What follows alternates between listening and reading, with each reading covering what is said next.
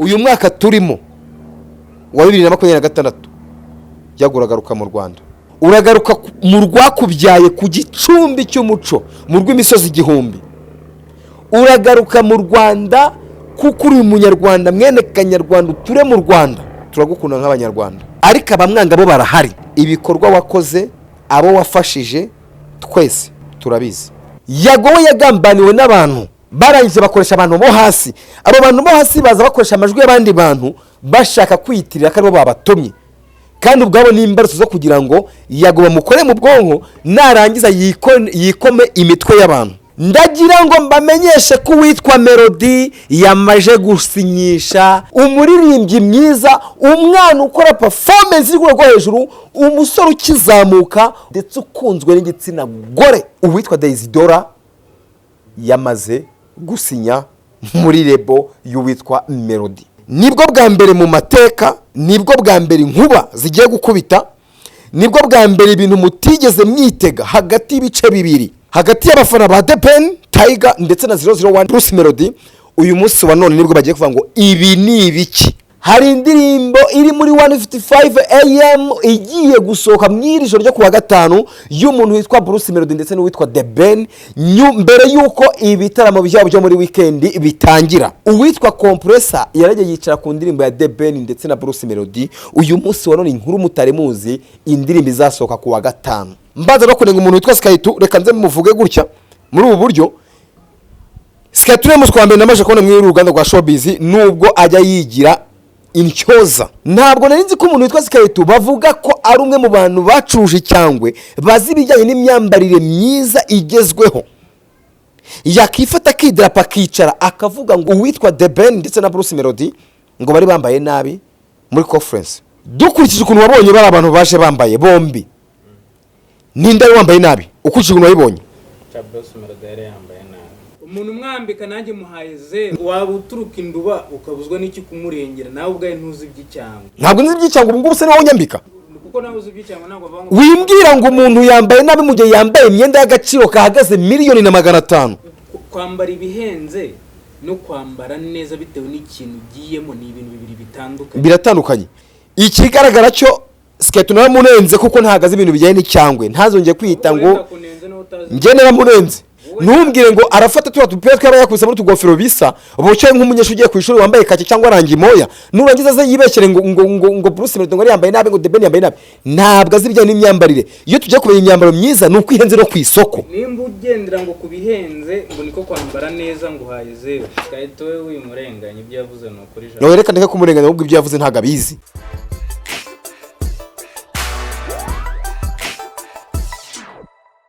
Yes, reka nongera ngo zikaze kandi nongera gusuze cyane wowe bashoka na subscribe kuri BigTown TV ndetse nayo nongera kugushimira wowe ugenda followinga imbuga nkoranyambaga zacu zose. Je suis professeur Chuchu aka Eric Stojide Superboy, isamba ntibagwe ntahita ubwiza umwiza utagira intege no ku cyumweru njya nkora ku kapete bapete ya push nza propose ama equipe etiza pete bayitupa mu matsinda. Abanzi ndabasuhuje n'abatanzi nibo bigire ikibazo kuko nanjye ntabwo mbazi ngo byifashe gute rero. Mike Wagwan umeze fresh, umeze trebye, vuga ati purapu, vuga ngo banga after banga, kubera icyo utabivuze se? Ni nkubwira ngo vuga ngo banga after banga, hit after hit, ubanza umbaze ngo cyucyu kubera icyo utangije ijambo ngo hit after hit. Impamvu nkubwira iryo jambo ngo urivuge kandi urisubiremo, ndagira nkubwire ngo iyi sama umuntu utarayibayemo, umuntu utari muri mood nziza iryoshye arasigaye. Ni kubera iki? Nibwo bwa mbere mu mateka, nibwo bwa mbere inkuba zigiye gukubita, nibwo bwa mbere ibintu mutigeze mwitega hagati y'ibice bibiri byamaze kwidarapa, hagati y'abafana ba DIEZ ndetse na 001 Bruce Melody. Uyu munsi wa none nibwo bagiye kuvuga ngo ibi ni ibiki. Nkigute? Ni nyuma yuko amakuru menshi acacanye kuri mihanda, nyuma ya conference bakoze abantu benshi cyane bagenda bayivugaho byinshi bigiye bitandukanye. Mbaza no kunenga umuntu witwa Skytu, reka nze muvuge gutya muri ubu buryo. Skytu ne muswambere namaje kubona mw'iri ruganda rwa showbiz, nubwo ajya yigira intyoza, akavuga ngo ndi inkoma amashyi ya showbiz, akavuga ko ari umusesenguzi mukuru, akavuga ko ari intare batinya muri showbiz. Ariko namaze kubona ko ari we muntu uri hasi. Ndi kubera iki? Ntabwo nari nzi ko umuntu witwa Skeleton bavuga ko ari umwe mu bantu bacuje cyangwe bazi ibijyanye n'imyambarire myiza igezweho. Yakifata kidrapa kicara akavuga ngo uwitwa Skeleton, uwitwa The Ben ndetse na Bruce Melody ngo bari bambaye nabi muri conference. Wenyine kuri we bari bambaye nabi nk'umunya cyangwe nyine. Dukurikije ukuntu wabonye bari abantu baje bambaye bombi. Ninde ari wambaye nabi? Ukurikije ukuntu wabibonye. Bivuze ngo nawe uri umwe mu batazi ikijyanye n'imyambarire. Kuko nawe ushobora kuba uri Tiger. Wowe ntabwo niwe utazi ibijyanye n'imyambarire. No. Bruce Melody ni perezida wa Nigeria ku buryo yazambaye ibintu zo nk'ugiye. Urakoze cyane. Yarajya mu nama y'umushyikirano. Urakoze cyane. Yaje yambaye nk'abanya Nigeria. Bivuze ngo oya. Handi yaraje mu nama y'umushyikirano. Ntabwo yaraje mu nama y'umushyikirano. Ari kuzambaye nk'umuhanzi ntabwo nta myambarire. Oya no. Umuntu mwambika nanjye muhaye zero. Ni ukuvuga ngo buri muhanzi wese agira icyitwa innovation. Na innovation irimo hari. Ngo iki? Turiya n'udushya twe yazanye yashaka kugaragaza. Kandi imyambaro yambaye nka Melody yari imubereye ku rwego ruri hejuru. Urumva? Ndetse n'uwitwa Tiger ntabwo namuveba kuko nawe yari yambaye mu buryo bubereye. Waba uturuka induba ukabuzwa n'iki kumurengera nawe ubwaye ntuzi iby'icyango. Ntabwo nzi iby'icyango, ubu ngubu se niwo unyambika. Aha nambaye niwo unyambika. Ntabwo kuko nawe uzi iby'icyango ntabwo bavanga. Wimbwira ngo umuntu yambaye nabi mu gihe yambaye imyenda y'agaciro kahagaze 1,500,000. Urumva? Kwambara ibihenze no kwambara neza bitewe n'ikintu ugiyemo ni ibintu bibiri bitandukanye. Biratandukanye. We rero nyirizina. No. Ugomba kwiga kwambara nk'umuhanzi. Melody yagiye kwambara yambara umwambaro uhenze. Ibyo kwambara ngo uguze ibihenze. Wowe umwenda wo muri 90 ugura 1,50,000 kandi wa fake. Ngereka nkubwira ikintu kimwe. Ikigaragara cyo Skeleton naramunenze kuko ntahagaze ibintu bijyanye n'icyangwe. Ntazongeye kwita ngo nge naramunenze. Ntahagaze ibintu bijyanye n'imyambarire. Ntumbwire ngo arafata tuba tupira twaba yakubise muri tugofero bisa. Ubucyo nk'umunyeshuri ugiye ku ishuri wambaye kake cyangwa rangi moya. Nurangiza ze yibeshyere ngo Bruce Melody ngo yambaye nabi ngo The Ben yambaye nabi. Ntabwo azi ibijyanye n'imyambarire. Iyo tujye kumenya imyambaro myiza nuko ihenze no ku isoko. Wivuga ngo imyambaro myiza nose ago nimba ruko nguko oya kwambara neza ufite ikibazo. Nuwambaye uniform y'ishuri ababerewe kuko ni imyenda ijyanye n'ishuri. Nimba ugendera ngo kubihenze ngo niko kwambara neza ngo uhaye zero. Icyo cyo ngereka nkubwiza ukuri wenda sinzi icyo uvuganira. Kwambara neza si ukwambara ngo ibihenze. Kwambara neza no kujyanisha n'ibyo ugiyemo kandi ukure byose akabona ko wambaye neza. Yego. Ariko none se urambwira ngo oya iyo bavuze ngo umutigito w'inkono nturimbura amabuye. Ntabwo Skeleton yari ibaze ko mu bantu bose bageze hariya Skeleton bajya kwitaka vuga ngo Bruce Melody yambaye nabi. Nuko ari waba ufashe ngo wabonye umwanya wo kujya kubivuga. Aya no kataze bijyanye n'imyambarire. Ibyo nta nubwo nshaka kubitindaho. Ngereka mane mubwira ikintu kitiyo nkubwira ngo reka oya nyine ndashaka kubanza gukebura karaga peti. Uriya mwana utazi ibijyanye no kwambara, utazi ibijyanye na superstar, utazi ibijyanye n'abahanzi bambara ute, utazi ibijyanye n'imyenda ihenze. Skeleton we wimurenganya ibyo yavuze no kuri jana. Reka ndeka kumurenganya ahubwo ibyo yavuze ntago abizi. Wowe urafata Melody wambaye kuriya. Wazi ukavuga ngo iki? Ahubwo wowe ikintu nyarashaka kuvuga reka Mike mbabarira. Ushobora kuba uri inkoma amashyi. Ntabwo ngewe ndi inkoma amashyi ya Bruce Melody. Ariko nshaka nanabayo kuko ibikorwa bye birivugira. Binamwemerera ko ngomba kuba inkoma amashyi. Aho ikintu nashaka kuvuga hanini icyo si cyo nashaka kuvuga. Icyo nashaka kuvuga ni hit after hit aba 001 batigeze batekereza ndetse n'abatayiga B batigeze batekereza. Uyu munsi wa none ndagira ngo mbabwire breaking news. Indirimbo yakorewe muri 155 nyuma yuko bamwe mwitangazamakuru bamwe mu babloga. Ndagira ngo mbanze nkubwire iki kintu.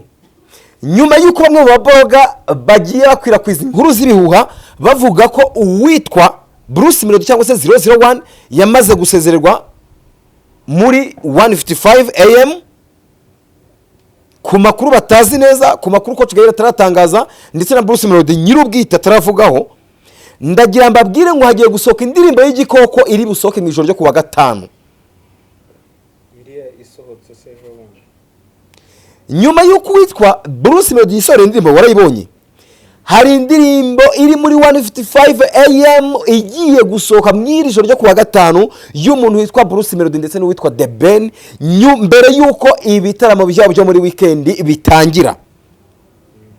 Ngira ngo mbwire abantu bose mwanya mu breaking nkuru muvuga ngo uwitwa Melody yamaze gusezererwa muri 1:55, ndagira mbabwire ngo mwarahiye, nta hantu Melody ateze kujya. Ndagira mbabwire ngo mwebwe mwabivuze mwarahiye. Uwitwa Melody muri 1:55 ni umwami, mwavuze ko nyuma y'uko basinyishije uwitwa Kivumbi, uwitwa Melody ari buze gusohokamo. Ibyo bintu ndabihakaniye 100%. Nimba mabwira ngo uwitwa Taigabi ndetse n'uwitwa Melody 001 uyu munsi wa none bagiye gusohora indirimbo y'igikoko mutigeze mutekereza, aho ya voko nziza ya Melody, aho ya sound nziza ya The Ben bigiye kwihurira mu ndirimbo imwe yakozwe n'umwe mu baproducer bato bakoze beat yayo, umwe wa producer uwitwa Compressor mutatekerezaga. Bamwe ari kwibaza ngo Kizi ko tuzi ko yashyizemo ikintu, abandi akavuga ko tuzi ko uwitwa Element yashyizemo ikintu, ariko siko biri.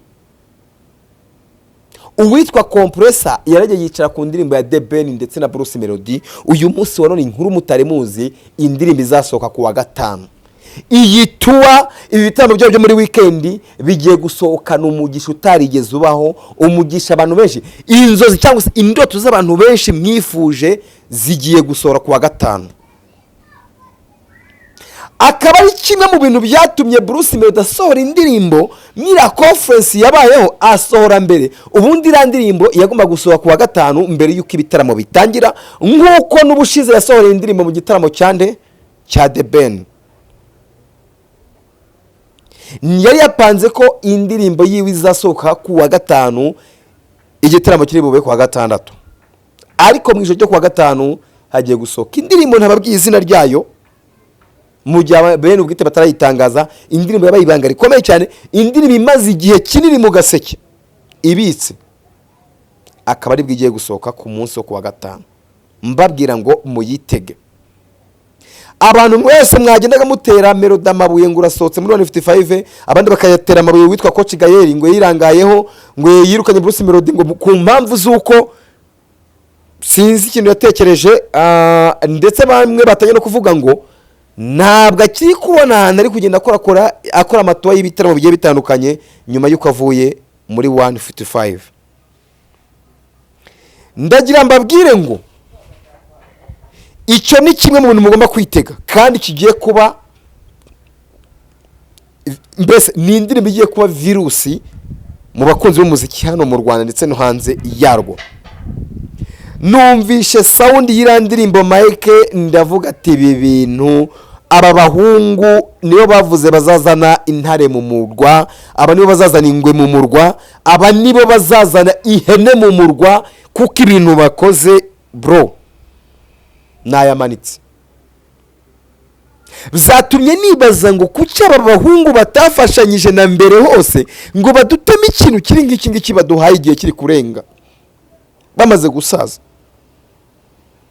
Nibwo nemeye ko akono gashaje karyoshya imboga. Ubunararibonye bwabo, ubunararibwiwe bwabo, igihe cyose bamaze mu muziki, iki cyari cyo gihe cyo kugira ngo baduteme ikintu kiza kandi cy'ubwenge. Iyi samaki irimo ibintu wamfura we, iyi samaki irimo ibintu wamfura we. Ako bundi ku mugani wa Tycoon kubera iki Bruce Melody iyo habaye agasaga cyangwa hakaba nk'ikintu runaka hagati na The Ben aribwo asohora indirimbo. Ni ukuvuga ngo ntabwo kuba hari ikintu cyangwa se saga igiye kuba hagati yiwe na The Ben ntabwo aribyo bituma asohora ikintu, ahubwo uwitwa Melody agira ikintu bita gift ahora n'uduseke, kandi aribyo biri kugaragara muri ino minsi. Nyine we ahora n'uduseke ko gutungura abakunzi be, ndetse ntabwo ari abakunzi be gusa, ni abakunzi ba music nyarwanda. Abatungura nyine igihe hari ikintu ngine buri uko igihe gihari ntaribi wereka ababikira uduseke agomba kujya batunguza buri gihe mu gihe uwitwa The Ben aba yarangaye Melody aba akanuye akavuga ati reka nze mbatemu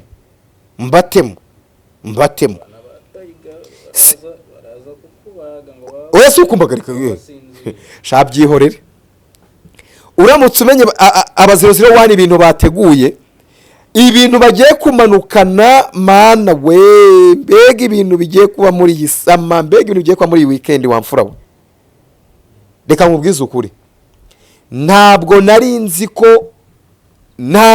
nzi ko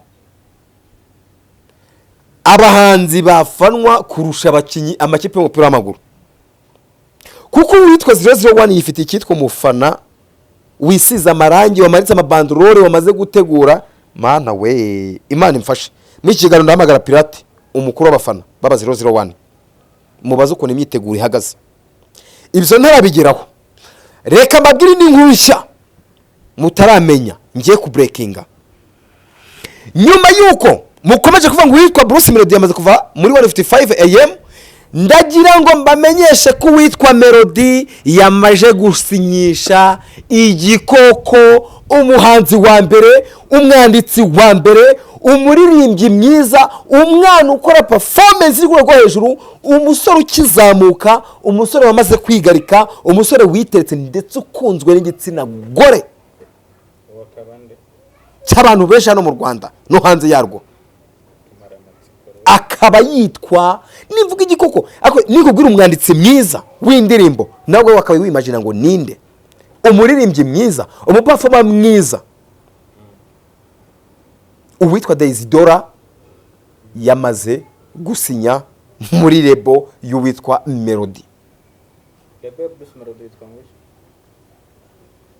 uwitwa Melody yamaze gufungura karebo gafasha abahanzi kagiye kuzamura impano kari ahantu outside y'ahantu abantu benshi batazi bataramenya batarabwirwa ariko iyo lebo ye ntagira atangarizwa izina nyuma y'uko ejo bundi warabibonye ku Nyarwanda bamusura muri studio yiwe igiye kugitunganya umuziki yatanye no gukorera abahanzi benshi cyane ndetse harimo uwitwa ngira ngo yakorewe witwa Mike Kayihura umuzigo we uheruka ngira ngo warawubonye wakore muri studio ya Bruce Melody uyu munsi wa none yamaze gusinyishwa witwa DIEZ igikoko mu baririmbyi igikoko mu performer igikoko man mu bintu byose ndagira nkubwire ngo DIEZ umwartiste muzima wari uri muri industry y'umuziki nyarwanda ubu ngubu ari kubarizwa mu biganza byande bya 001 mbwira ikintu kizatuma Bruce Melody ataba wa mbere kuko Melody agiye kuba uwa mbere mu banyadushya abo wa mbere mu baririmbyi ndetse abe n'uwa mbere mu gusinyisha impano nyampano binavugwa ko agiye gusinyisha umuproducer wa Danje muri studio ye mbega 001 cyakora kamubwiza ukuri ibisiga biguruka ari umunani ukamenya igihe akanikidahaka uriya mwana w'Ikanombe namubonye kuva kera kiri umubeka w'abandi bahanzi ndavuga ngo uyu mwana ashobora kuzabyara umugati uyu mwana azabyara icyayi uyu mwana azabyara igikoma uyu mwana azabyara mukara uyu mwana azabyara fanta uyu mwana azabyara byeri uyu mwana azabyara burarirwa uriya mwana ngenda byibuka iri jambo Melody nari mubwiye 2011 arabyibuka cyane duhura mu kiganiro bitaga Friday show kuri radio imwe hano mu Rwanda ya RC Rusizi nje nawe duhura nabwo ati Melody wenda sinkuzi nibwo gitangira iyi kariya yawe ariko ufite vocal iri hejuru ni witwara neza umuziki nyarwanda uzakugaburira iri jambo nari mubwiye Melody byibuka neza ari kuwa gatanu ari ku itariki 13 2011 naramubwiye ngo ni witwara neza music nyarwanda izakugaburira ibi bintu uri gukora bizakubera ikiraro uzambukaho wowe na famiye yawe n'abazagukomokaho n'abuzukuruza bazagenderaho. Ako ni akabando uciye, ni akabando uciye ukajyana ukabike neza ugashyire kure, ahadakubitwa n'imirasire y'izuba, ahadakubitwa n'imbura.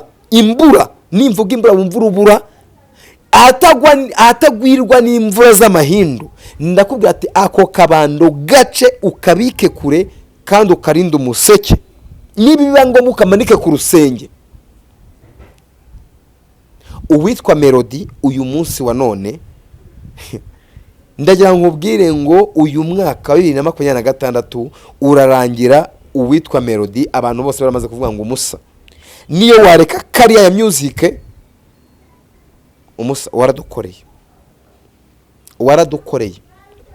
Ibyo byose biri kuvugwa utaramenya ibintu agiye gukorera mu bitaramo biye na Bruce bya DBN nawe. Ibi bitaramo bya Bruce Melody na DBN ni imbaga zigiye gucira. Ndagira mbabwire ngo uwitwa Bruce Melody, uwitwa Melody, ibintu agiye gukorera muri iyi tour nta hantu hamwe byigeze biba. Performance zose yakoze, izo mwabonye zose zabere muri arena. Ibintu agiye gukorera mu isi ntara mu tuturere tugiye kuzenguruka my friend, nta hantu na hamwe mwigeze mubibona. Kuko iyi niyo show ya mbere y'amateka igiye kuba mu iki gihugu cy'u Rwanda. Iyi niyo show ya mbere y'amateka igiye kuba mu iki gihugu cy'u Rwanda. Kubera yuko abahungu bateguye, abatayiga bateguye, abadebeni barategura, baravuga ati twese niyo nka tuzamuke tujye inyuma y'abantu dukunda dufana, twereka amahanga ko music nyarwanda yamaze kugera ku rundi rwego. Ibintu andi mahanga yose atigeze akora, ibintu bitabaye za Nigeria, ibintu bitabaye za Uganda, ibintu bitabaye za Kenya, ibintu bitabaye za Tanzania ndetse na Amerika. Mu Rwanda ariko tugiye kubitangiza, aho abafana bisiga amarangi bakavuga ngo ibi bintu reka tubishyire kuri level bikwiye kuba biriho. Mwabantu mwe ndabateguje. So Mike rero nta byinshi mfite byo kurenza hanga, ariko mana we beretse nari ngiye kugenda. Mai mbabara nkwaza ikintu kimwe, ibi bintu ngiye kubivuga mpita nambira sinzongera kubivugaho. Mai reka nongeye mbikubaze bwa nyuma, uremera ko yagara umwana mwiza? Yagara umwana mwiza? Yego. Biterwa n'umubano wawe hagati yawe nako. Oya. Hari abamuvuga nabi biterwa n'umubano nyine uri hagati yawe nawe. Reka mbabwire impamvu ngarutse kuri Yago, ngiye gusoza ikiganiro. Uwitwa Yago Pondati, umwana w'itabagwe, namaze gusobanukirwa ko 100% koko bamwanga.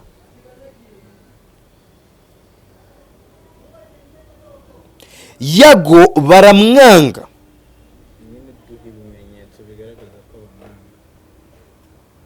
Impamvu Yago bamwanga, Yago jo bundi yaratatse, amaze gutaka abantu baragenda bamutiramo baravuga ngo ni kwa kwiriza kwe. Yago atanga proof zigaragara z'ukuntu yafashije abantu benshi cyane muri Rwanda ntibamwumva. Abo yafashije abe nabo mutera amabuye. Njyewe naje gusanga Yago ibintu avuga ni ukuri. Abamugambaniye baramugambaniye, abagerageje kubeza amavosi bamugambaniye baramugambaniye, yewe nubwo ntabizi neza ko abantu bagiye bavugwa aribo bagambaniye nde Yago. Ariko ramaze gusobanukirwa ko abantu bafataga ziriya voice bakabwira Yago nyirizi nabo babaga batumwe n'abagambanyi banga Yago, bo bagahamagara Yago bakoresha abandi bantu babitirira amazina ku mpamvu zivuga. Reka ngwe kuri story. Urabona wa mukapa wari amajwi yakinwe ari kuvuga ibintu bijyanye ngo Buriyane ngo yamutumye gukina gutya. Biriya ni ibintu by'abanzi ba Yago bagiye bakoresha uwo mupeti nawe yizana aza mu ishusho ry'undi muntu waje yivugisha nk'uko ari undi muntu waba wamutumye, arangije akora voice ye yohereza Yago, yagarangije abifata nk'ibyabaye, kumbi nakagambane kahereye hasi karazamba kugeza kageze kuri Yago kugira ngo Yago bamusebye. Sinzi nimba kumva icyo kintu.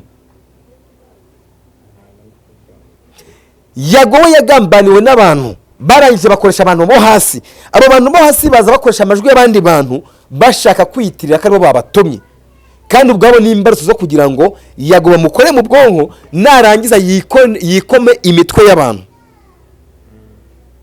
Ariko abamwanga bo barahari kandi benshi. Yago namaze gusobanukirwa, ariko nyina ari imbizi. Uriya mwana witabagwe ni umunyamutima mwiza. Mana ndongenda gusabye ngarutse imbere yawe. Mana nk'uko hanuriye abayisiraheli, nk'uko wambukije abayisiraheli inyanja itukura bakambuka bakagera hakurya ku nkombe, ndagusabiye ndongenda ndatakambye ndakwinginze, reberera mu gitabo cy'impuhwe uriya mwana witabagwe, uriya Yago, umureberere kuri Yago Pondati, umureberere mu kuri channel yiwe akoreraho music yiwe, umureberere mu Big Energy, umureberere mu bantu bose. Ukomeze pushinga ibikorwa bye, ukomeze uzamure kariyeri ye, kuko witwa Yago umwana witabagwe Yago Pondati nta mutima mubagira, nta rwango yigiramo, abantu bose abafata kimwe kandi nta robanura ku butoni. Uwiteka nyagora ku ngoma, ndakwinginze ndagusabye, ndambuye ikiganza cyane nkubwira ngo ndabizi neza ko wagusabye wese, wagushakanye umutima w'impuhwe, uwagusabye yizeye, wagushakanye umutima unoze ndetse wizewe, waramwiyeretse. Ndagusabye reberera Yago, umugenderere kure, umugendeshereze kure abanzi be, umugendeshereze kure abamwanga bose, ndetse umanura imitima yabo yose uyeze, maze bagendere mu nzira nziza, bongere bagarure urukundo Yago Pondati. Uriya mwana ndeba umutima mwiza agira, ndeba ibikorwa byinshi yakoze muri uruganda rwa showbiz nyarwanda, ndeba abantu benshi yafashe, ndetse yafashe nta kiguzi abatse. Ndavuga ngo uyu mwana akwiye kwitabwaho. Abantu banze Yago ndabatokeshe mu izina rya Yesu, abo bose ubakubita inkoni itababarira. Impamvu z'ibi bintu, Yago wagiye ubona abantu benshi yagiye afasha, ubona abantu benshi yagiye ahanurira, ndetse avuga ko bizana byinshi biranasohora. Aho n'uwitwa Jackie w'i Rwanda yateruye aravuga ngo ndatoboye nderuye.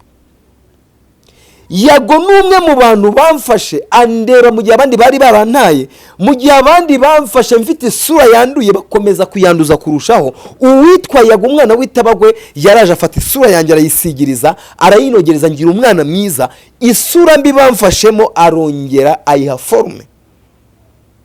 Uyu munsi wa none bamfata nk'umwana mwiza bitewe na Yago. Yago narebye ibintu ari gukora umwana witwa yewe Bogari bizaza, ndavuga ngo umusara abantu bagira umutima. Hari umuntu ugufasha nta kintu kiba gukurikiyeho, hari umuntu ugufasha nta nyungu gukeneyeho, hari umuntu ugufasha nta kintu na kimwe arebyeho akurikije akavuga ngo genda witerera imbere. Uwo ni Yago witabagwe. Uwo ni Yago, nta nundi muntu uzigira ubona muri uruganda ufite umutima mwiza nk'uwa Yago. Yago numwe mu bantu ushobora kwaka service yo kugufasha atiteye ahuri, atiteye ku rwego rwa service uri kumwaka, akemera akanagufasha, akanagutegera, akakugaburira, akagutusha, kwishyura n'inzu yo kuraramo mu gihe ukiri kumwaka service. Uwitwa Bogari uyu munsi wanone koze mu gihugu cya Uganda ahamaze iminsi, ahubwo bitewe n'ubwiza na service nziza uwitwa Yago ari komeza kumuhata. Umwana ntagashaka kugaruka mu Rwanda. yago ari kumukundisha abantu, yago ari kumutereka kuri platform iremereye, yago ari kumwereka isi yose, yago ari kumusabira ibiraka hano mu Rwanda. Umwana witwa Bogaraze abona ibiraka. Yago uri intwari, uri intwari itari intwarane. Yago ngewe nka Cyucyu ndabivuze, ntabwo tuziranye, si ikindi wampaye, gusa ibikorwa byawe birivugira. Umunsi wakoze neza kandi ugira neza ukayisanga iyo ugiye. Gira neza wigendere, igihembo cyawe Uwiteka Imana arakizi. Ndabizi neza, ndabizi neza. Sindagura, sinerekwa, ariko uyu mwaka turimo turi mu kwezi kwa karindwi, kwa gatandatu. Turi mu kwezi kwa kangahe Mayi? Turi mu kwezi kwa kangahe? Turi mu kwezi kwa gatandatu. Urabeshya, urabeshya Mayi, turi mu kwezi kwa karindwi. Okay, turi mu kwezi kwa gatandatu nibyo. Sinerekwa, sindagura. Uyu mwaka turimo, uyu mwaka turimo wa 2026 yaguragaruka mu Rwanda. Uragaruka mu rwakubyaye ku gicumbi cy'umuco, mu rw'imisozi igihumbi. Uragaruka mu Rwanda kuko uri umunyarwanda, mwene kanyarwanda, uture mu Rwanda. Turagukunda nk'abanyarwanda. Ibikorwa wakoze, abo wafashije,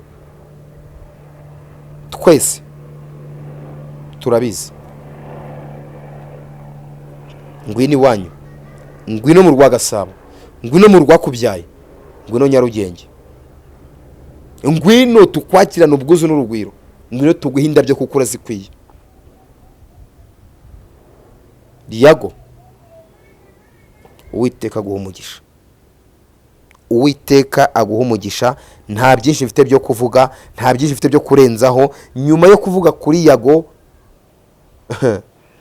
uyu mwana w'itabagwe, abatamuzi baramubarirwa, abamuvuze nabi bazabona. Uwiteka Imana aguha umugisha. Bayisoza ikiganiro kuko nta na byinshi mfite byo kurenza kuri Yago. Ngendi Professor Cyucyu, iyi ni BigTown TV. Kuri mikoro cya kamera hariho Mike nk'ibisanzwe. Imana iduhana umugisha.